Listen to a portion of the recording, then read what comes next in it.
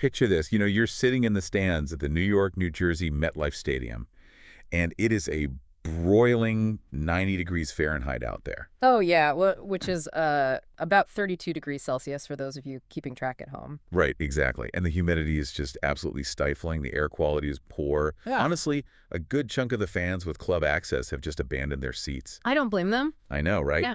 They just retreated into their air-conditioned suites just to watch the game through the glass. It is, it's the kind of heat that completely drains you. The kind where just standing still feels like an Olympic-level workout. Yeah. Your brain gets foggy, your legs feel heavy, and like every sprint takes a massive toll on the body. Which is really what makes what happened on the pitch so unbelievable. Yeah. I mean, down in that absolute cauldron of a stadium, we just witnessed a 2026 FIFA World Cup round of 32 match that felt, honestly, entirely frictionless. It really did.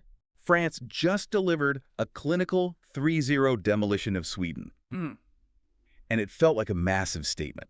So to really grasp what happened out there, we can't just look at a box score. No, definitely not. We have to look at the incredibly deceptive trap France set, the crushing grief they're carrying as a squad right now. And frankly, we have to look at how we as an audience are being taught to watch this game by a totally new wave of media voices. So, okay, let's unpack this. Because the underlying mechanics of this match are fascinating. They really are fascinating. Yeah. I mean, to put the sheer dominance in perspective for you, France outshot Sweden 25-7. Wait, 25-7? Yeah, and in the first half alone, it was 15-3. Oh, wow. Right. And going into this, Graham Potter, the Sweden manager, he put his team into a very rigid, compact 4-4-2 formation. Okay. The entire philosophy behind that is to restrict space, suffocate the passing lanes, and basically just choke out the game. Wait, let's pause there for a second, because if you're listening to this and trying to visualize it, if Sweden is playing this incredibly compact shape, specifically designed to, ruin the game and stop the other team from creating chances, how on earth does France rip off 25 shots? Well, because Didier Deschamps, the French manager, engineered a brilliant counter strategy. He had France adopt an off-the-ball shape that looked incredibly passive. Passive, really? Yeah, they were sitting in a 4-4-2 or sometimes a 4-1-4-1 defensive structure, but they weren't frantically chasing the ball. They purposefully allowed Sweden to build out from the back. Interesting. But they had specific triggers. For example, Michael Olise, playing as the attacking midfielder, would just casually drop down to block one of Sweden's pivot players. Okay, time out. For those of us who aren't, drawing up tactical whiteboards on the weekends, what exactly is a pivot player doing in this scenario? Oh, sure. Good question. Think of the pivot player as the anchor or the hinge of the team. They usually sit right in front of the defenders, and their job is to receive the ball from the back line and basically transition it forward to the attackers. They are the safe, reliable pass. Got it. So by having Elise just casually stand in the way of that pass, France essentially closed the door on Sweden's safety net. I love this. Looking at the heat maps and the way you're describing this off-the-ball shape, it sounds exactly like a Venus flytrap. A Venus flytrap. Walk me through your thinking there. Well, you think of how a Venus flytrap actually works in nature, right? Yeah. It just sits there open. It looks completely passive, almost like inviting the bug to come in. Oh, I see what you mean. Right. France was giving Sweden the illusion of control. They're saying, sure, come on into our half, take the ball. But the second a Swedish player took a heavy touch or stepped into the wrong zone, the trap snapped shut. That is a phenomenal way to visualize it, because the trigger mechanism of that trap was completely ruthless. Yeah. Once Elise blocked that safety pass, Adrien Rabiot would aggressively jump forward to pressure Sweden's other midfielders. Meanwhile, Aurélien Tchouameni was sitting deeper, sweeping up anything that slipped through. Wow. So France lured Sweden out of their protective shell, won the ball back, and suddenly Sweden had left massive, empty fields of grass behind them. And once Sweden stretches out, they're completely exposed. Exactly. And we saw the ultimate punishment for that in the 53rd minute for the second goal. Sweden tries to go long. They commit their front two forwards plus Anthony Elanga high up the pitch. So the trap is set. The trap snaps. France intercepts the ball. Suddenly, the Swedish lines are totally fractured. The ball gets to Elise, who is now standing in this massive pocket of space. And what does he do?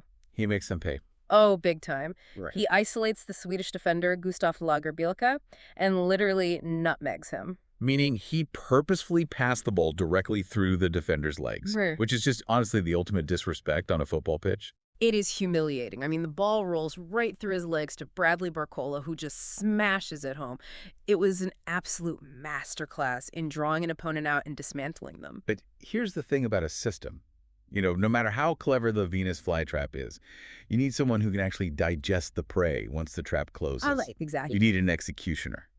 Which brings us to the guy who is absolutely dominating the global conversation right now, Kylian Mbappe. Oh, man. We are watching a player reshape the history books in real time. In this match alone, he was just a nightmare for Sweden. It's just absurd. I mean, before halftime, there's a short corner. He gets the ball and isolates Victor Gyökeres. He hits him with this devastating crossover step. Gyökeres is left frozen. Totally flat-footed. Yeah. And Mbappe just fires it diagonally past the goalkeeper. He makes world-class defenders look like they are wading through wet cement. Yeah. And the numbers he is putting up at this tournament are starting to sound fake. They really are. I'll give you the historical context because the numbers are staggering. With his 2 goals in this match, which, by the way, was his 3rd 2-goal game of the tournament, taking him to 6 goals total this summer. Insane. He reached 10 career knockout round goals at the World Cup. 10 goals just in the knockout stages, Yeah. when the pressure is at its absolute highest and teams are literally playing for their lives. Exactly. And that 10-goal mark surpasses the previous all-time record of 8, which was held by 2 absolute Brazilian legends, Ronaldo and Leonidas. Wow. And Leonidas set his records all the way back in the 1930s. But it goes further. Mbappe has now reached 18 total World Cup goals. Which is just wow. Yeah, that moves him past Germany's Miroslav Klose and ties him for the all-time lead with Lionel Messi. See, if you're listening to this and you've grown up with Messi as the undisputed, untouchable king of football, this is the moment you have to start questioning your reality. Yeah. Because Messi took 6 World Cups to get to 18 goals. 6. Entire generations of players came and went during that span. Mbappe has done it in just 3 tournaments, and he's only 27 years old. Is it even fair to compare the two at this point? It is an incredibly complicated comparison. I mean, Messi's longevity, his playmaking, his ability to dictate the rhythm of a game over 2 decades is one metric of greatness. Right. But what we are seeing with Mbappe is a terrifying concentration of impact.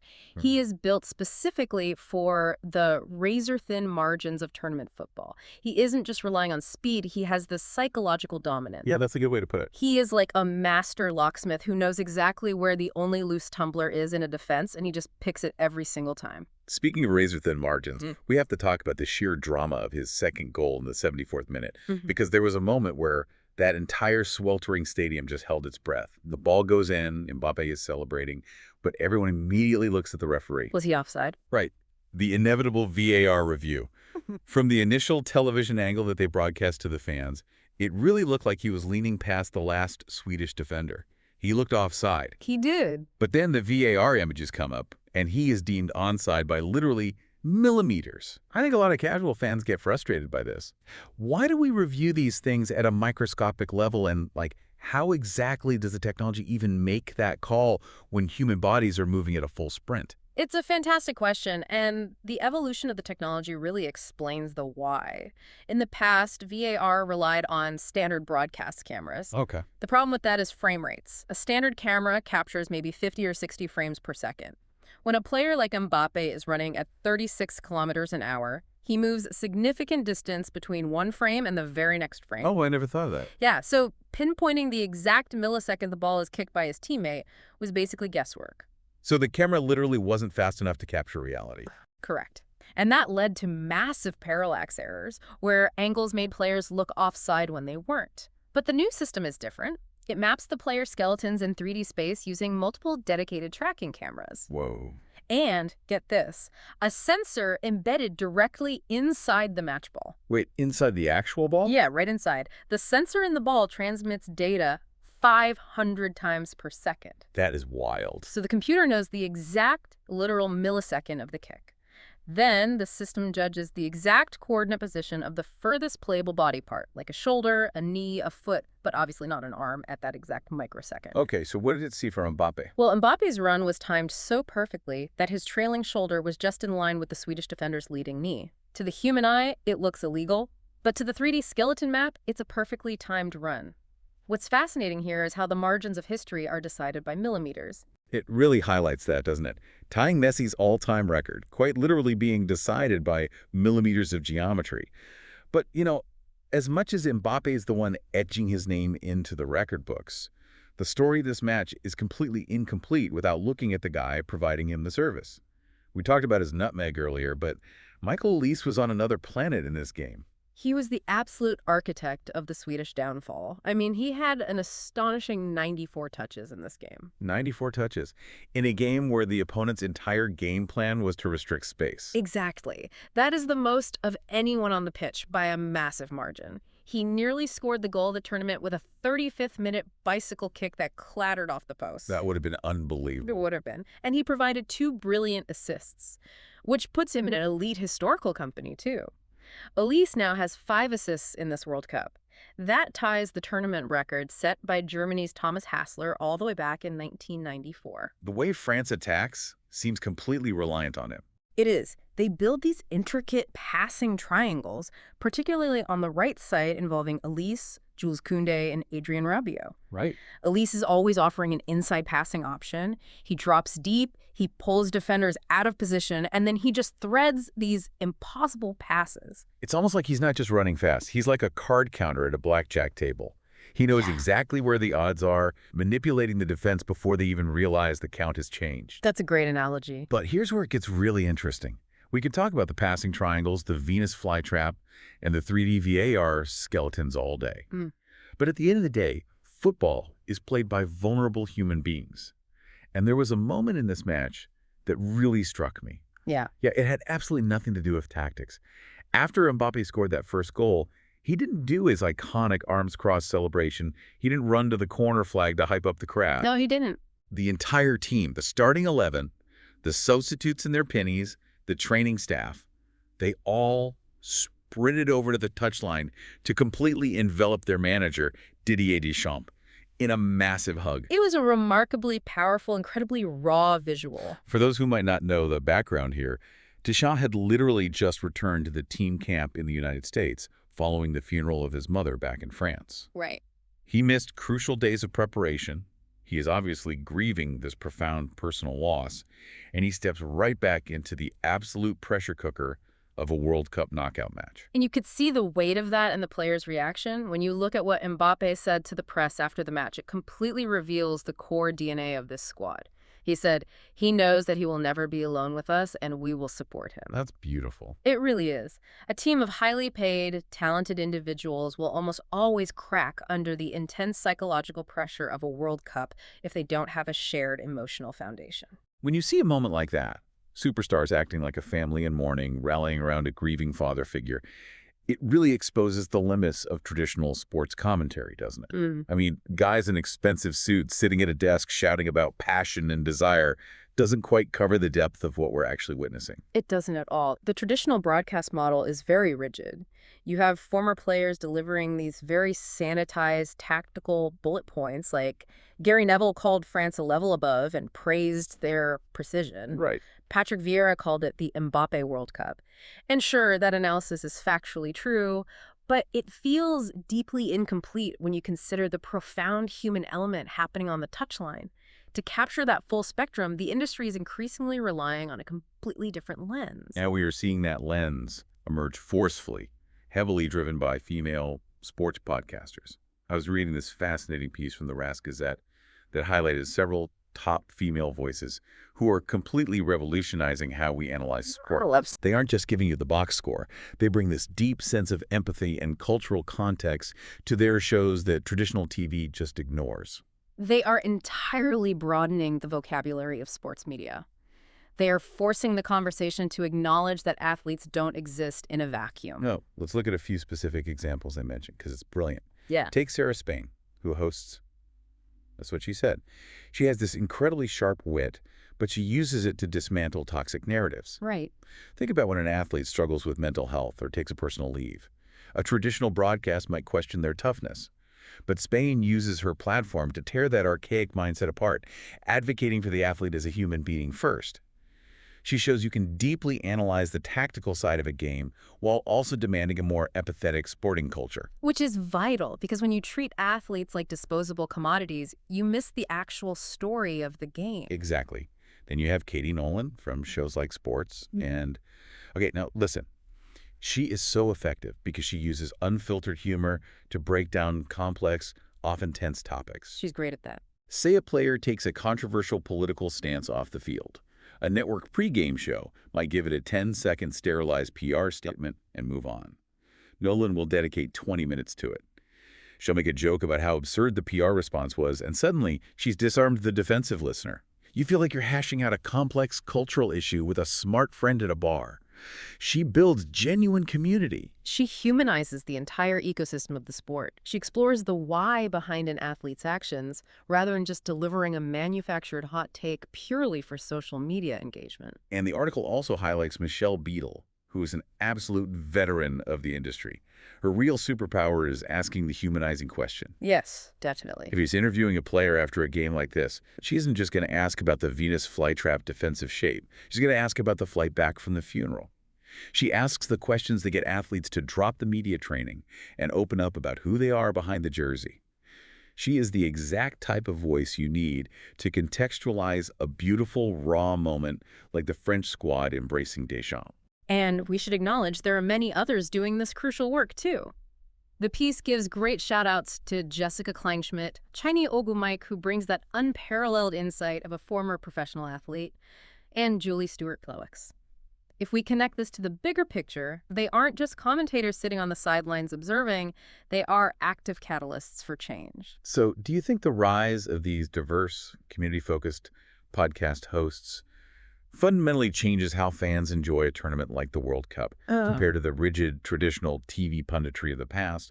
Listening to all this, it makes me wonder if I'm watching this game on mute or listening to a very old-school broadcast, I just see a 3-0 blowout. I see stats. Right. But knowing the context of Deschamps' grief and having commentators who actually take the time to explore that human vulnerability, it fundamentally changes the product we are consuming, doesn't it? Just as France evolved their tactics on the pitch, the media off the pitch is evolving to give us a much richer experience. Undoubtedly. The way you consume information dictates your emotional investment. If you are only fed statistics and aggressive hot takes, the game becomes sterile. Yeah. But if you listen to analysts who explore the brilliance alongside the vulnerability, you begin to watch the game differently. When you watch Mbappé score, you aren't just seeing a computer-generated 3D skeleton beat an offside trap. You're seeing a young man carrying the weight of his nation, playing his heart out for a grieving manager, executing a masterclass designed by a collective family. It makes the victories sweeter and the narratives infinitely more compelling. So what does this all mean for you, the listener? We've covered a massive amount of ground today. We started by unpacking France's deceptive Venus flytrap, exploring how a passive defensive shape lures the opponent in before violently snapping shut. We broke down the historic brilliance of Kylian Mbappé, tying Lionel Messi's all-time 18-goal World Cup record while pushing the literal boundaries of geometry and VAR technology. And we highlighted the unsung creative genius of Michael Elise, who tied a 3-decade-old assist record while manipulating the defense like a seasoned card counter. And perhaps most importantly, we explored the profound emotional unity of this French squad rallying around their grieving manager. We looked at how the rise of dynamic, empathetic female voices in sports media helps us process and appreciate these human moments that make sports so universally loved. France now marches on. They're heading to Philadelphia on July 4th to face Paraguay in the round of 16. And they look like an insurmountable, perfectly oiled machine, both tactically and emotionally, which leaves us with a final thought to consider as the tournament progresses. What's that? With Mbappé reaching Messi's all-time goal record at just 27 years old, are we witnessing the premature end of the debate over who the greatest World Cup player of the modern era is? And as our media landscape shifts to deeper, more human-centric analysis, how will history ultimately judge the legacy of a player who achieves statistical immortality before he even turns 30? It's a question that is going to define the rest of this incredible summer of football. Next time you're watching a match, whether you're braving the 90-degree heat in the stadium stands or sitting comfortably in an air-conditioned living room, look past the ball. Look for the fly trap. Look for the human moments behind the athletes. Thanks for joining us on this deep dive.